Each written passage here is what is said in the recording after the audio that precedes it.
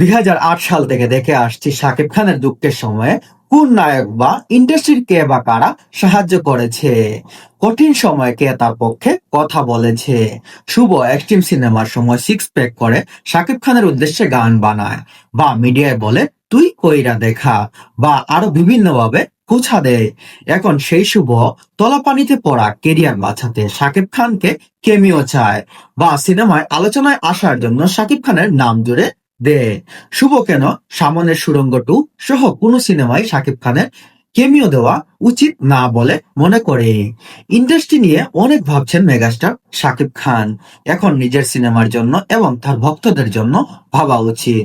কারণ শুভ এমন একটা মানুষ, সে যখন এক্সট্রিম সিনেমার জন্য সিক্স প্যাক অ্যাপ করেছিল, তখন সে শাকিব খানকে নিয়ে অনেক অনেক মন্তব্য করেছে। তিনি বলেছিলেন শাকিব খানের নাকি পেট মোটা, সে নাকি ইন্ডাস্ট্রির জন্য যোগ্য না। কিন্তু সেই শুভ এখন তার কেরিয়ার বাঁচাতে শাকিব খানের পাশে এসে দাঁড়াতে হয়েছে। কারণ একমাত্র মেগাস্টার শাকিব খানের দ্বারাই সম্ভব একজন নায়ক বা একজন নায়িকাকে বাঁচিয়ে রাখার।